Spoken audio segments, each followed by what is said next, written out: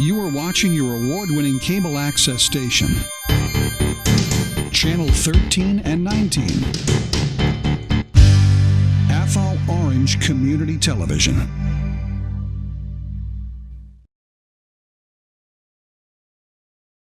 Welcome to Quabbin Valley Health Links, a presentation of Quabbin Valley Healthcare in partnership with AOTV.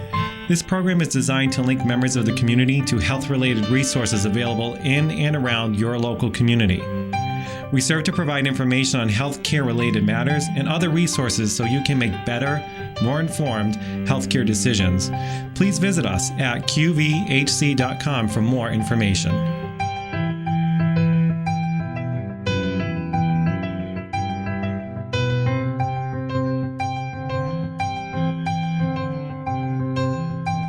Welcome to Quabbin Valley Health Links. I'm Michael Cacciadorian. On today's program, I am pleased to welcome Darlene Kilhart, Director of Rehabilitation Services at Quabbin Valley Healthcare here in Athol. Welcome to the program, Darlene. Thank you, Mike.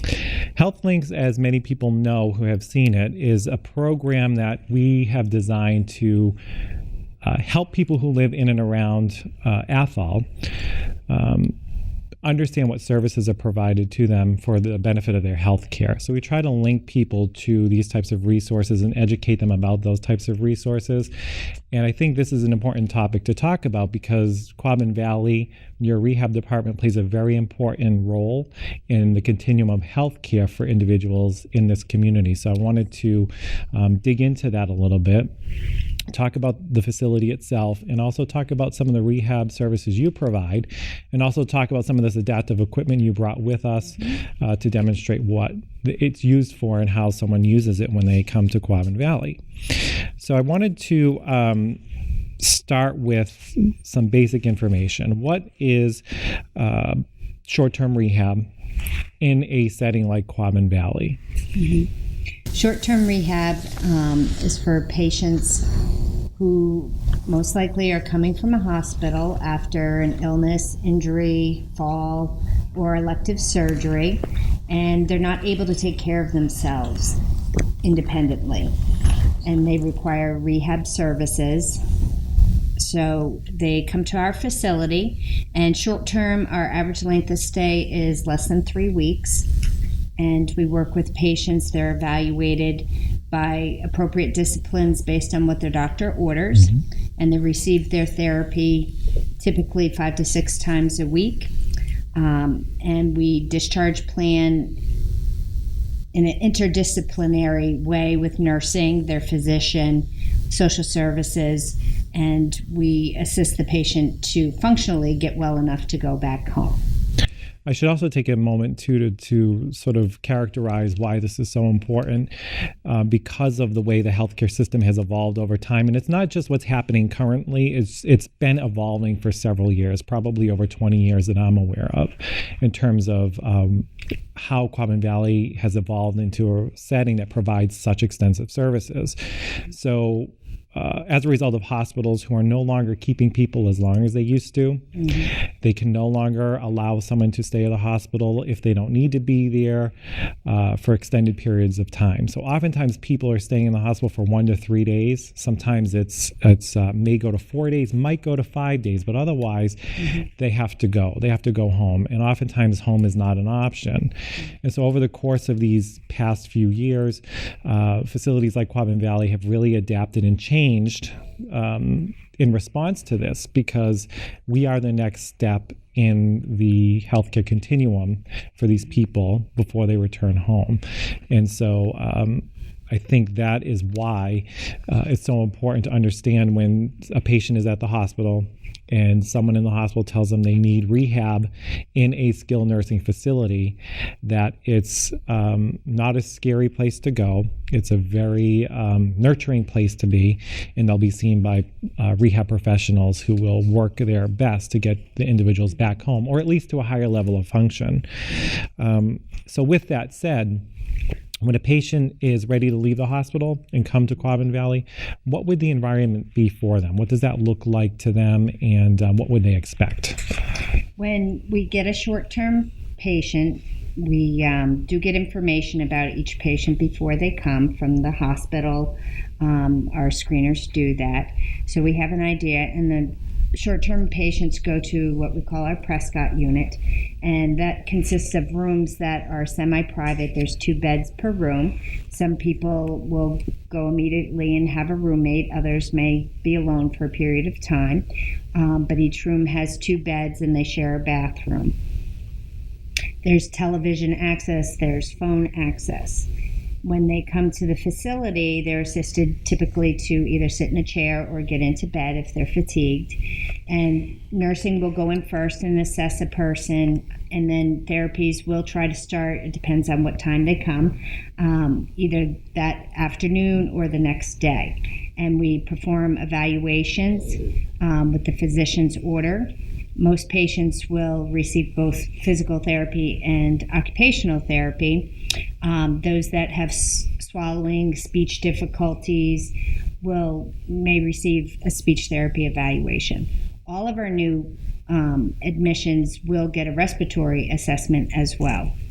So what is the difference, or can you just briefly describe in basic terms the difference between physical therapy, occupational therapy, and speech therapy? Mm-hmm. Physical therapy looks at function, your ability to move, to get in and out of bed, in and out of a chair, to walk or use a wheelchair for propulsion. We also look at your strength in all your limbs, your core. We look at pain. We can look at spinal issues. We do very standardized testing, and again, this may be a day or 2 later, for balance, to kind of objectify someone's fall risk. We also fit people with any adaptive equipment they might need: walkers, crutches, braces, things of that nature. We do also care for wounds, open wounds. Mm-hmm. We have different modalities that we use for that. Occupational therapy will look at someone's ability to perform everyday activities such as dressing, bathing, eating, and it progresses to higher level activities like meal preparation, managing your own medications, managing your checkbook, cognitively how you think and are able to function at a higher level, particularly if you live alone. And speech therapy will look at someone who has any swallowing difficulty. They will recommend to the physician and get orders for diet, texture, determine if someone needs thickened liquids so they're not at risk for choking.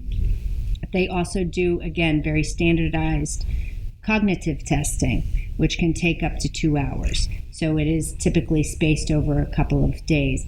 And that helps to determine what area a person has difficulty with. It could be memory, it could be short-term, long-term, problem solving, safety, impulsivity, things like that. It gives us a really good idea. And those results are shared with nursing, as well as we do have psych services in the building that can help with some cognitive deficits. And then our respiratory therapist looks at breathing. He typically will provide everyone with an inspirometer to help with deep breathing techniques, which will help prevent pneumonias, particularly if someone's been immobile for a period of time. Mm-hmm. They help people to use their inhalers and their BiPAP or CPAP for sleep apnea at night, the mask. Sure. Oxygen, help them to use it correctly, how to take care of that equipment. So it sounds like the department is extraordinarily comprehensive. There's a lot going on. What is the makeup of the department in terms of your therapists? How many are there, and what types of therapists, OT, PT, PTAs do you have? We're fully staffed, and we do have full coverage 6 days a week and as needed on Sundays. We have several PTs. I myself am a doctor of physical therapy, and I do treat some patients and evaluate. We have several PT assistants. I have several OTs, and 2 OT assistants. We have 1 respiratory therapist right now and 1 speech therapist and a per diem speech therapist. So a new admission from the hospital comes in for whatever reason. What type of therapy would they tend to receive if somebody might have an orthopedic issue, and how often would they receive that type of therapy? Most of our patients who come for rehab are seen by PT and OT, evaluated, and on average, most people receive 2 hours of therapy a day. Typically, it's a 45 to 60-minute treatment, and we try to space them out throughout the day. Sometimes we'll split a treatment if someone's fatigued or if we need to practice the same activity, such as getting in and out of the bathroom and managing your clothing. We may do that twice a day, but at smaller increments of time. Speech therapy, if they're called in, they typically do treat 5 times a week, and she has her own private office. Many of our clients are hard of hearing, and if she's working on speech, she has a private office that she can treat them in. And respiratory therapy, typically we'll see the patients in their rooms, and if they have breathing treatments that are on a time-sensitive basis that require medications, we coordinate that with nursing. We all do a schedule in writing, and we post that every day at the nurse's station so they know what time we're planning on seeing the person. And that enables nursing to time pain medications, and likewise let us know if a person may have an IV or something scheduled that we work around that. And we do it on an individual basis. Some people like to have their therapy all in the morning, others want it in the afternoon, so we try to be sensitive to that. And our staffing, we have staff very early in the morning till early evening, so that we can accommodate that. So your staff, if I'm correct, Quabbin Valley is the only facility in the area that has their own in-house staff. In other words, you're not a contract agency. You are Quabbin Valley healthcare employees there on a daily basis. And what's the benefit? Well, having been in different settings and working for different companies, I think the greatest benefit is that we're all peers in the facility, nursing, housekeeping, we're all employees of Quabbin Valley, so it really has a much more of a homey atmosphere to it, and we're all vested in the facility. I see. When you're contracted, there tends to be, from my experience, a little bit of animosity between what's required by your company you work for and what the facility may want. Right. Many of the contracted companies may not have as much staffing, so you have more variety of people coming in, and we have the same staff. And when we do get a client, they have a primary therapist who follows them the whole time they're there, barring a vacation or something. Sure. And they usually are paired with an assistant, so they have continuity of care. So it sounds like it's that you're truly delivering that person-centered model of care collectively with all disciplines within the facility. Right. I think maybe if we take a moment and just describe what is a typical scenario from admission, when they get to the facility, and then discharge home, because that's usually the goal.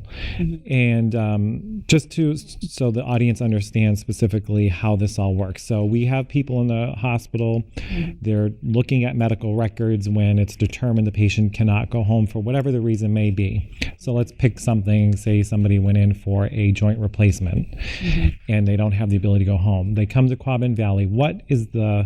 Walk us through that person's care plan, if you will, when they get there. Before they get there, we do have access to the written screen, which our screeners are at the hospital and get those records with demographics. First question is, what kind of insurance do you have? Because we are responsible for making sure we provide all documentation so that the patient has a payer source. That's our responsibility, so the patient doesn't have to worry about it. We look at the physical therapy, occupational therapy, speech therapy, evaluations, and discharge summaries. We get that information, so we know who needs therapy before they come in. And it also helps us to know the priority of if we need to see them right away that evening, or if it can wait till morning. We have height and weight, so sometimes we'll leave equipment that nursing is knowledgeable enough to use, and we know what their status was at the hospital so that they don't have to wait for us the next day. They can still get up. We do evaluate with a doctor's order within 24 hours, and typically, I would say the majority of our admissions come in the evening, so a lot of times it's first thing the next morning. Right. And most people will see the occupational therapist first because they like to assess your ability to get washed and dressed. So we do encourage people to bring their own clothing, and we do have some spare clothing that we'll use with people if they are willing to get dressed. So the OT will do that full assessment of looking at that ability to dress, bathe, toilet. That's a priority. Right. That's really a priority. Sure. And then PT will go in, and sometimes if someone needs to assist, the therapist will evaluate the person together for part of the time to look at their ability to get out of bed and transfer, fit them with walkers or crutches, wheelchairs, whatever they might need. We determine how much assistance a person needs physically, and we communicate that to nursing and to the physician, and we put that in writing so that everyone working and caring for that person knows that they need two people. They need a walker, they need their partial weight bearing, or they need a brace on their foot or their hand, any positioning needs. Once they're there and we've done the evaluation, then we establish a plan of care and we go over goals, try to determine how someone was doing before, where are they going to go home, what's their discharge plan. We really try to establish that right away, what the patient's goals are. And if there's pain management issues, we often treat the first day as well as evaluate. And we try to address the pain issues and coordinate medications with nursing. And when the person's ready to go home, if they're successful in that outcome, are you able to offer home evals when appropriate? We do. We do offer it to many patients, and some reasons we want to do a home eval is if someone's had a fall at home. Something may have been unsafe. So we want to see how they're doing functionally before they go home. And it's an assessment of how they get around their own environment with, say, a walker that they never used before. It's not to look at how their house is set up. It's really to look how they move throughout the house. We can address car transfers at that time, and we tend to do a lot of caregiver education at the home eval. So we do need to have someone that will transport the person home, preferably the person that will take them to doctor's appointments once they go home. Right. So we do a lot of training then. We write down any recommendations and we give that to the patient. So a lot of times it's having them move furniture, having them sometimes take a door off and put a curtain so they can access that room much more safely. Sometimes people have to hire someone to put in grab rails. Sometimes they need a ramp and things like that. I see. So we do try to do anyone that we have safety concerns with, sometimes a week before they go home, so they have time to do those modifications. And you bring family in the loop along the way. Yes. So family is very much a part of the individual's rehab as it relates to education, and they can certainly participate and watch as they feel like they need to do so. We always just ask the patient first if they want them to come to therapy, and a lot of our patients have visitors come in. If they want that, it's fine with us. And we teach family members how to help someone with their exercises. We're all for that. So if they can help them in the evenings or on the weekends when they're not as busy, we encourage that. And then when someone's safe enough, if they have someone who's their primary caregiver, we have them actually come in and do it. And they can still be at our facility and assist that patient to get up, go to the bathroom, and things like that, as long as they've been trained. You also offer some specific modalities that you use to support the rehab that you're providing that may even provide a faster or a better outcome. Can you describe it? I suppose some of it's here, and maybe give this is an opportunity for you to describe what this equipment is here as well. Sure. When a patient comes to our facility, we provide all durable medical equipment, which would be wheelchairs, walkers, crutches, any walking devices. We will provide that while they're there, and when they're ready to go home, if they need it, we'll help them order it. We order it before you go home and get it delivered either to the facility or to the house, depending. Bigger bathroom equipment, sometimes we have them just deliver it to the home. We use adaptive equipment. This is a leg lifter. So when someone has weakness, particularly after knee surgery, and they can't get their legs into bed, they can sit, but they can't quite swing it up. This is a device that they use to assist. When someone has stiffness in their back, or they may have had hip surgery, belly surgery, they're not supposed to bend over, we have a lot of long-handled devices that they can use. This is a dressing stick that someone can pull things with. The reacher here is more for light items, like if they drop their paper or their tissue, they can pick these up. A lot of people had these at home, but we don't want them to bring it from home to our facility. They can just borrow one of ours. We have long sponges for bathing. Many people lose ability to reach back due to arthritis and things in their shoulders, or if they're not able to bend over, they can use the sponge, and that they can take home. We wouldn't reuse that. And then we have long-handled shoe horns, so again, they're not bending or twisting.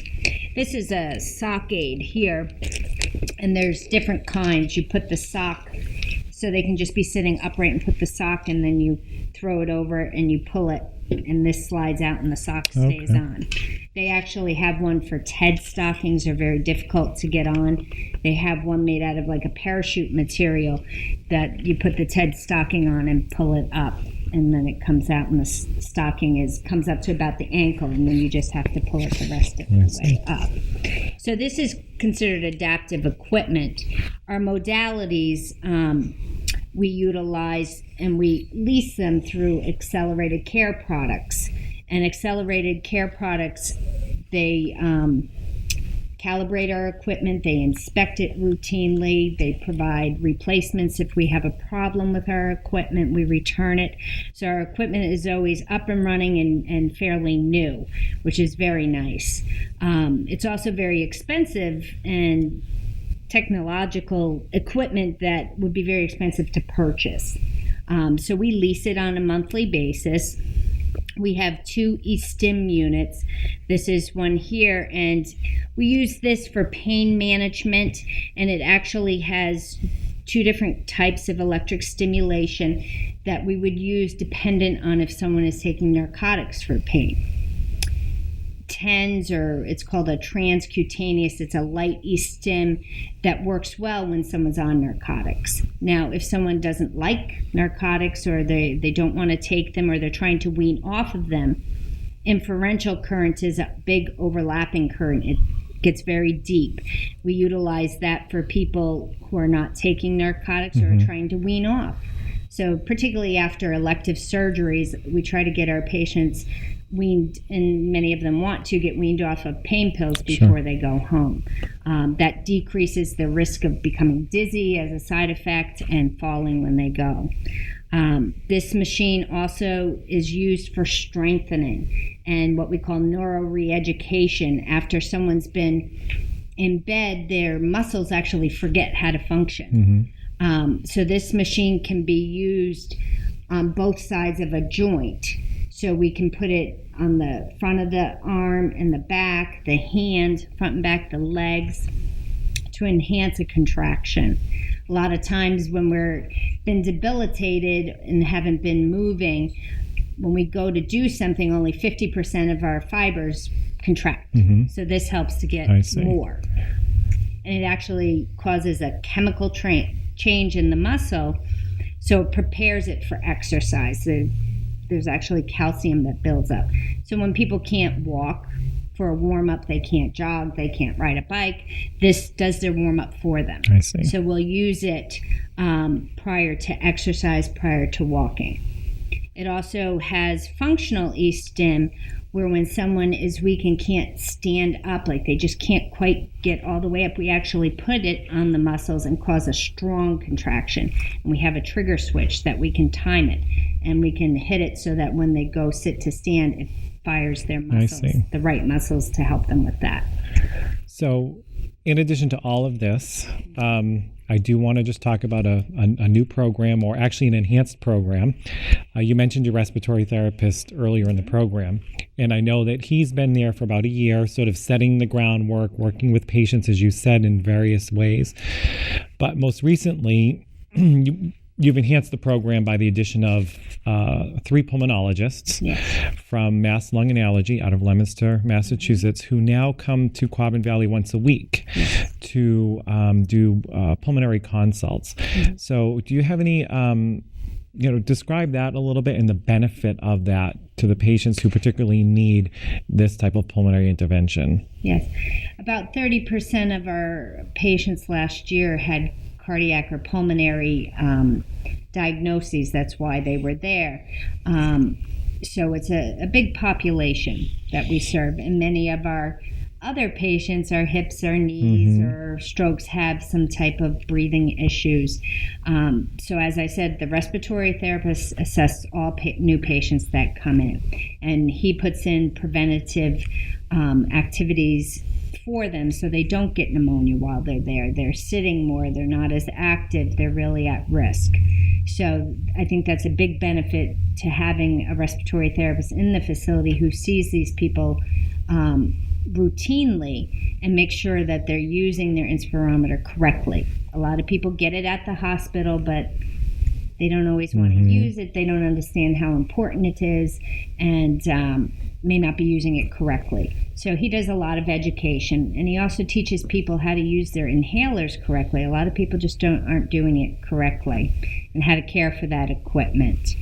The pulmonologists are coming in once a week, and they will go into the patient's room, and they will see the patient with the respiratory therapist and often nursing as well. And so they get an update of how the person's doing functionally and breathing and cardiac wise, and they can make recommendations for any other testing, and they may need to go off-site for that, for pulmonary function testing, sleep studies for people that have apnea. So they do look at the whole picture and help to order more specific testing. They make recommendations for medications. And they also, we just had a patient who came with a tracheostomy, still open and patent. They removed that right in the facility. So now this patient is going to be able to have that heal before the patient goes home. And that was a big bonus. Right. Didn't have to go out for that. So I think it enables them to focus on their healing, to stay in one place and not have to go out, and to make sure that we're looking at the whole picture. And if there needs to be other testing done, they'll prescribe that. And they'll reassess patients. They'll follow up with them. They have a list, and they'll state who they want to see again the next week. So the way Quabbin Valley is set up, there's a long-term care unit, there's a dedicated and secured Alzheimer's dementia care unit, and then a separate short-term rehab unit. Everything we've talked about so far today, this is all offered to everybody, not just the short-term population. I know Quabbin Valley has about 400 people come in and go home every year, but there's also a group of people that live there. They're very much a part of all of this. And you see all of these people as necessary, and they're also able to receive this type of treatment and be seen by the pulmonologist as well. Yes, any patient can receive therapy. And actually about 50% of people who come in ended up staying long-term last year, but we knew that with them coming in. It was the plan. So not everyone comes for just short-term. Right. We also get the long-term admissions that are planning on staying. They can access therapy, just a physician has to write an order, and typically nursing refers people who are having sometimes it's an improvement in their mobility and they can be more independent. Right. And we will again go in and do standard testing, really looking at balance and fall risk before we say, yes, you can walk by yourself. Is kind of one thing physical therapy will do, and speech quite often will go see people who are on modified diets periodically and see if they can be upgraded. And as people age, sometimes we need to do different positioning devices, so we're always available for that. And I also think environment plays a key role in the overall health of an individual, whether you're long-term or short-term. And I think in this area in particular, Quabbin Valley is the only facility that has a full complement of staff that offers a variety of social activities, a variety of interesting things to do. People can leave the facility. What's your take on that? Does that, in your view, having all of these people around help people to heal quicker and go home, or at least support the process? I think it helps people particularly not to feel isolated or depressed. As I said, we encourage everyone when they come to get dressed, get up, get out of their room. We don't force anyone, but the majority of people do get out of the room. They can dine in the dining room for their meals, or they can eat in their room if they'd like. There's many activities, and it's a large facility, so there's plenty of room for them to practice walking, to practice maneuvering a wheelchair.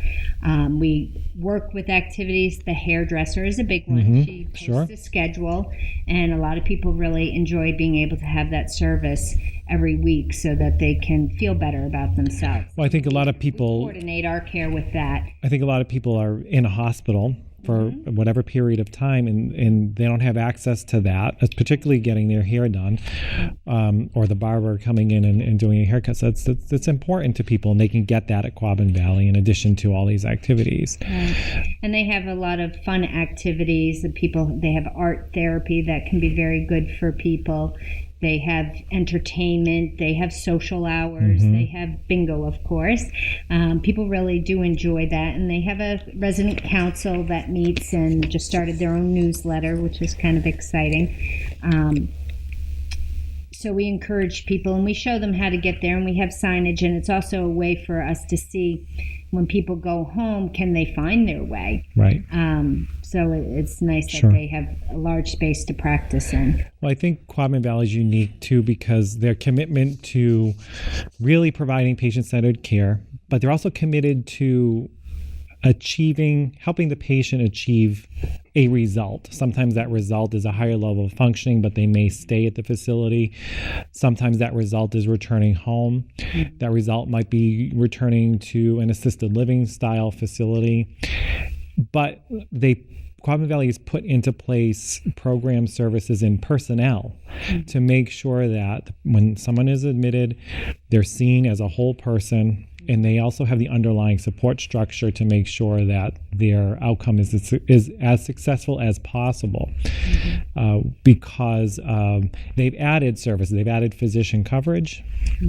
They've added an orthopedic surgeon consult from time to time the patients could have right at the facility, the pulmonology consults. And so I think it's important that people understand that in no other environment like Quabbin Valley are they going to receive this level of comprehensive care, assessment, and also around them is a team of people helping them navigate their health care. There's a social work department, there's a case management department. Activities takes front and center in all of this. Rehab, nursing are all sort of in this, helping that patient and their family navigate through this process, and also help to educate them for a better outcome. And I know they have a new med management program there as well, that when a patient comes to the facility, they're ready to leave. The facility, if the patient chooses to, works with Athol Family Pharmacy. The pharmacy will deliver their medications at the facility before discharge, or will deliver them to the patient's home, so that we know the patient will not miss a dose of their medication. So all these things are very much a core part of helping somebody go home successfully. So I want to just thank you very much for coming on the program, talking about this. It's great information. I think people should have a better idea of what to expect if they're are being told they need rehab in a skilled nursing facility. We ask that if you do have that need, ask the person in the hospital who's talking to you about that to have a representative from Quabbin Valley come and visit you just to talk with you about what to expect and what the process is. If anybody would like more information directly from Darlene, you can certainly call her directly at Quabbin Valley, and her phone number is 978-248-6347. Once again, it's 978-248-6347. And for more general information about Quabbin Valley as a whole, please visit the website at qvhc.com. And as always, thank you for watching Quabbin Valley Health Links.